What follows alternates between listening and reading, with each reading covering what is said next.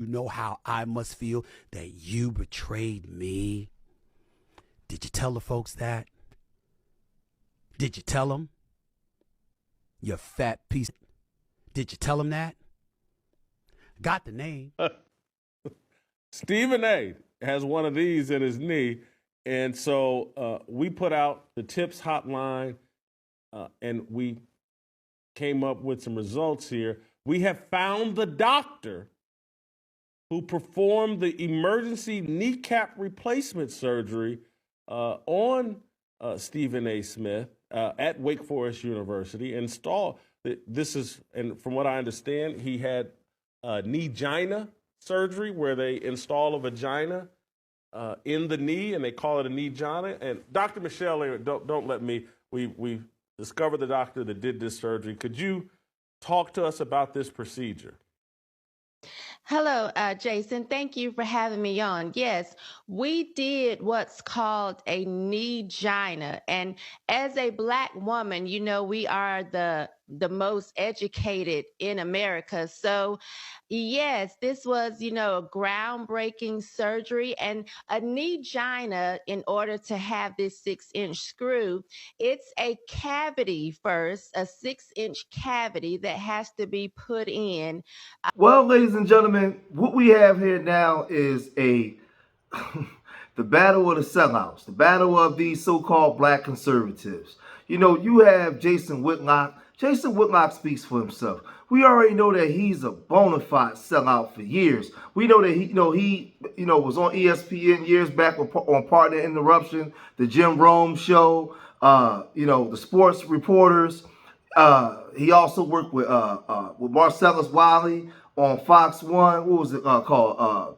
Speak for Yourself. He was on all those shows before he got fired and burned all his bridges and nobody wanted to work with him. You know, this guy is just like a weirdo. Now he's working with the Blaze. He has to show the Fearless. Well, he's been going back and forth with Stephen A. Snitch for some time now. And Stephen A. Snitch, you know, he's a well-known sellout, right? Stephen A. Smith, he was working here in Philadelphia for a long time for the Philadelphia Daily News. Then he went over to New York City, where he's from. He was working there. Then he landed the job at ESPN. Now he's a multi-millionaire. He's getting the big bucks. He's on TV. You know, he's had the longest running show at First Take. He has his own show now. And they've been going back and forth, calling each other out, just getting at each other. And everybody been on the sidelines just doing this. Listen, because it's been a COO clash, right? That's what it's been. And I like, y'all gotta let me know like who you think is coming out on top, right? Because Stephen A. Smith, for a while, he was ignoring Jason Fatlock when he was coming out trying to get at Stephen A. Snitch, and he was ignoring him. But at some point, he just couldn't take it no more.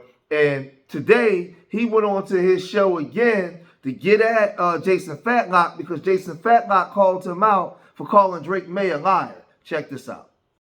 He talks smack about people. He ventures into the personal. He swears up and down he knows stuff he can't possibly know. He does all of these things. We could talk about other people's personal life, but we don't want to get into yours, right? Looking like a damn walrus. This is who you are. Ladies and gentlemen, this dude literally tried to say I lied in my book. Did you contact Amy Bell from Simon & Schuster? Because you see, they fact check everything. I'm a New York Times bestseller. I know that hurts him to hear that. You want to be in media. You want to be in front of the camera. I work for ESPN. I work for SiriusXM. Plus, I own my own platform. Who you working for? And by the way, you're working for them. Why? Because you can't get a job anywhere else. How come Fox won't hire you? How come ESPN won't hire you? How come CBS or NBC won't hire you? How come you can't get a real job? You don't talk about that. This is the kind of stuff that happens. He has gotten to a point where if you look at him, the only way he's making money is off of talking about me. He talks about me all the time, y'all. He talks about me all the time because you're not where I'm at. You know, you the dude that slide tape recorders under hotel doors to try to listen to athlete conversations. That's the dude you are. the dude that sit up there and lie all the time, every chance you get, and go about the business of undermining people in your professional career. There's a reason, ladies and gentlemen. You can say what you want about me, but you notice that you'll see me at basketball games, you'll see me at football games, you'll see me at boxing matches, you'll see me at UFC matches. You know why you don't see Jason Whitlock there? Because he can't show up in public. Because he's scared of what's going to happen to him.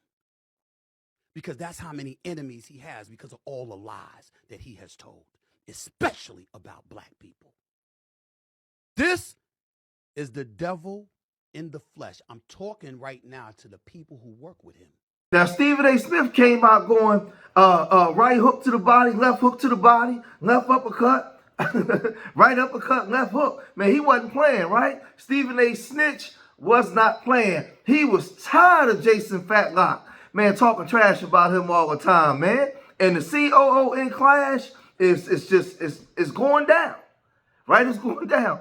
These guys, man, listen, all jokes aside, right? You know, Stephen A. Snitch, he helps the people that's a part of his circle on who he want to help. It's all part of that boule class, right? He's not really for the community. He's not coming out really doing anything for the community like that. You know, he spent a lifetime actually embarrassing and exposing black men and talking down on black men and all that kind of stuff too, right? He spent that time. So he's really, Jason Fatlock, he just way over here to the right with it. Like, to the point where nobody wants to work with Jason Fatlock. Nobody rocks with him, to the point where he had to go to an ultra-conservative site to go get a job with them on the Blaze. Well, when the reason why Stephen A. Smith was responding to this like this, because Jason Fatlock, when he heard those comments he made about Drake May, the W man, the quarterback, right? He was incensed. He had steam coming from his ears.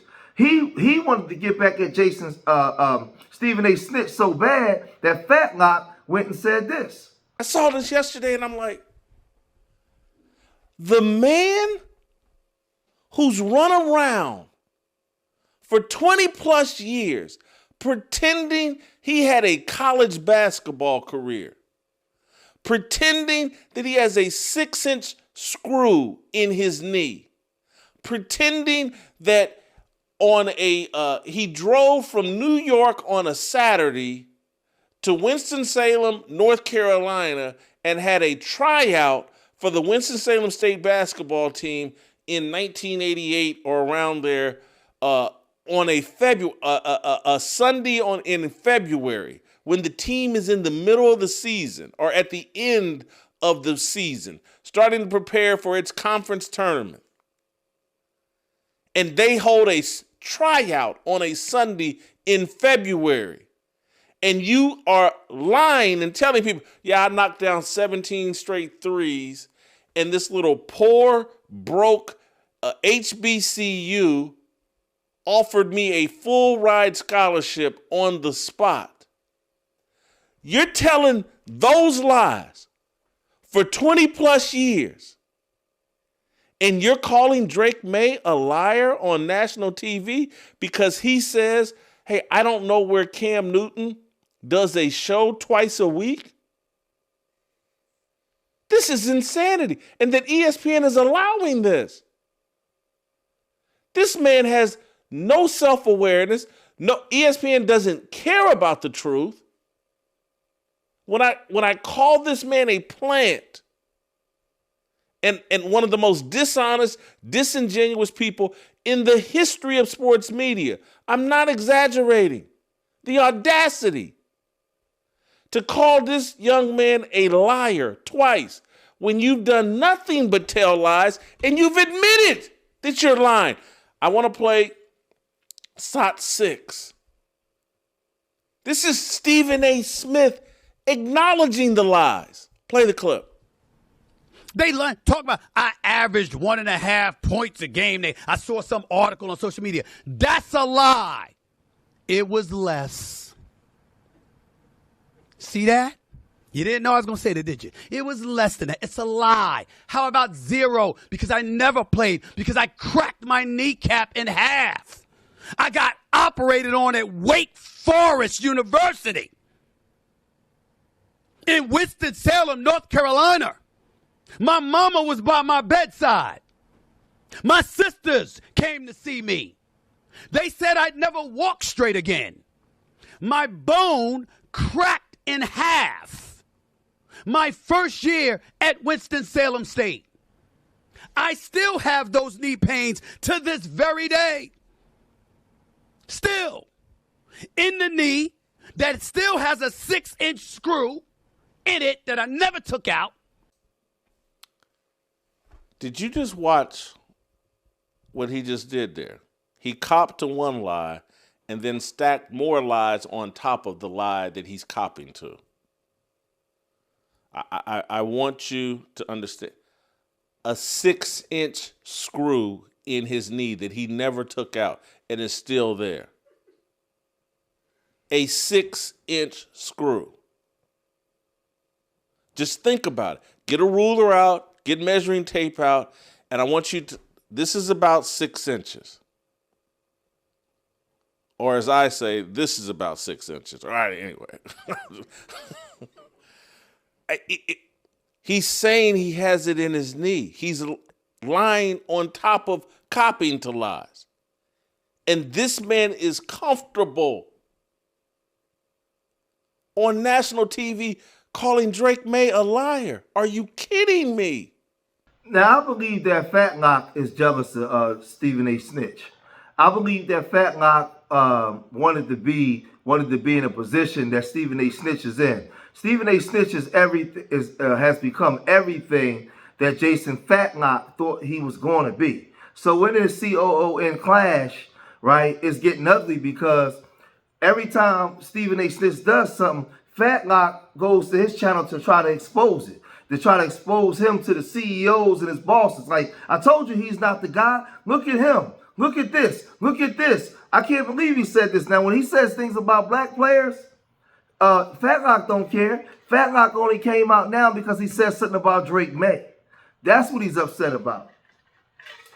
Stephen A. Smith has all kinds of takes about the black athletes. And over there on that conservative site, Fatlock doesn't care. Fatlock agrees with him. Fatlock agrees with him. But now he says something about this darling child, Drake May.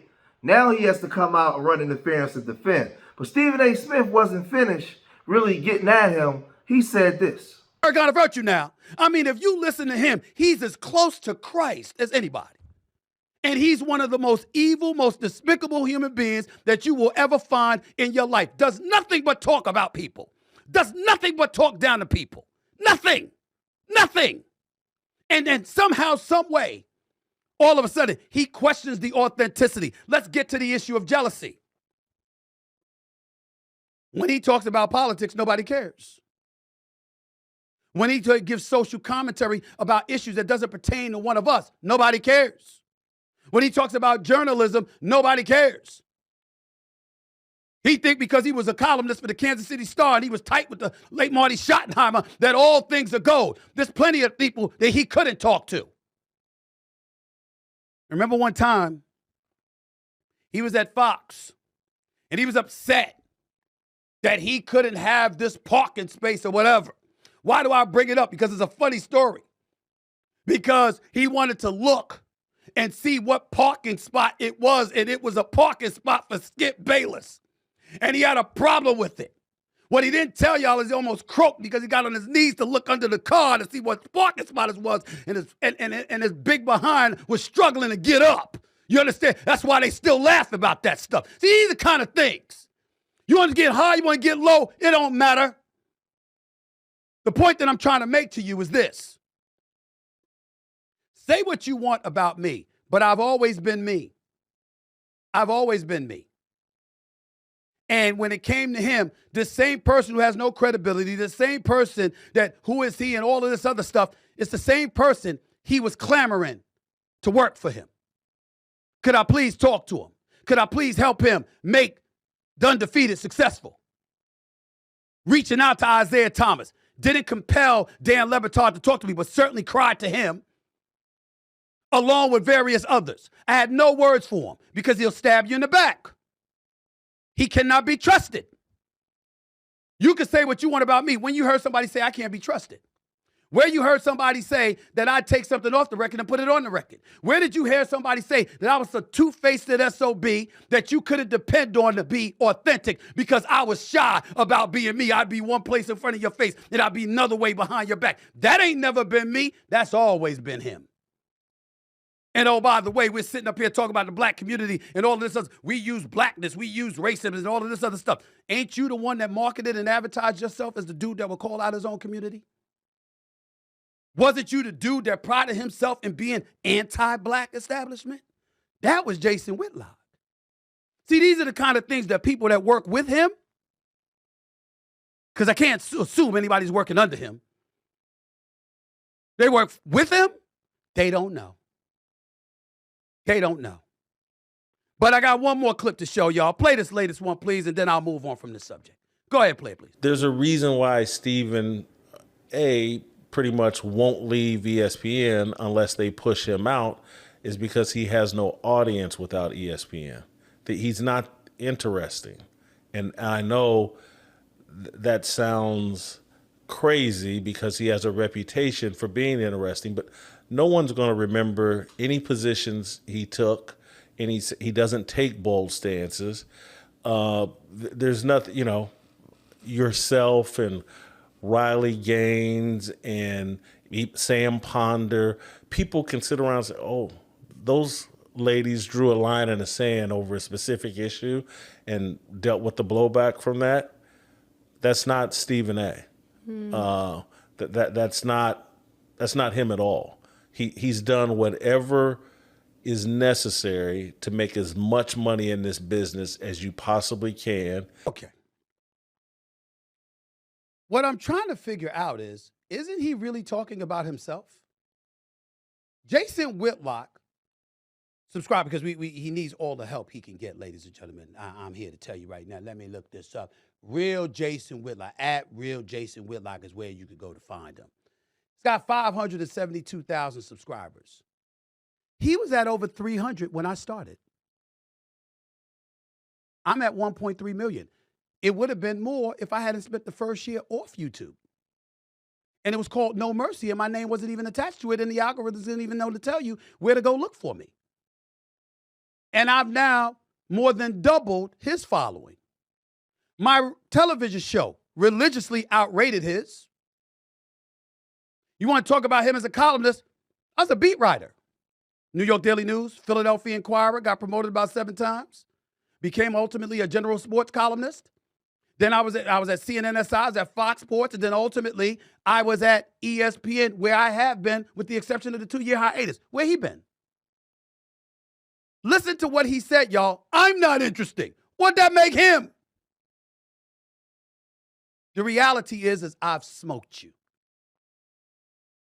Not only have I smoked you, taking you to school and just bust your living in terms of popularity, in terms of significance, in terms of cachet, you've been rendered irrelevant. The only thing that makes Jason Whitlock relevant is the shit he's going to talk about people he once worked with. The crazy part about this whole thing, and the funny part is, each thing that they said about each other is true, right? They're both calling each other's stuff out, right? But I do believe that Fatlock is jealous of Stephen A. Snitch. He's jealous of the success that Stephen A. Snitch has had. Now, they both sold out to the top, right? Well, Stephen A. Smith, he sold out all the way up to the top. Jason Whitlock didn't make it. He kept falling down the hill. He was too fat. He kept, and he kept getting fired because his takes is just so egregious to the point where, how when somebody just like overdo it, he overdo it so much that even the W man say, whoa, player, no. Listen, you going too far, man. We're going to have to let you go, Jason. We're going to have to Jason goes way over here. He goes above and beyond, right? He goes above and beyond to the point where they can't even use him because he starts to kill the ratings. He starts to destroy, wipe the ratings out, right? But y'all gotta let me know what y'all think, man, with this, man. Like, Fatlock versus Snitch, right? The COO and Clash, man. Y'all gotta let me know, man, because Stephen A. Smith, man, listen, when it come to this, Stephen A. Smith just had Michelle Beadle say that she prayed for hope his downfall. He didn't have Roland Martin just come at him and tell him to shut up. He don't know politics because he's bringing on all these conservatives. So he got the radical left really coming after him. Stephen A. don't care, man. But y'all let me know what y'all think, man. If you made it this far in the video, hit that like button, subscribe to Street Media TV. Leave your comments in the comment section. Let me know what you guys think. And remember, I love y'all. Till the next time. Peace.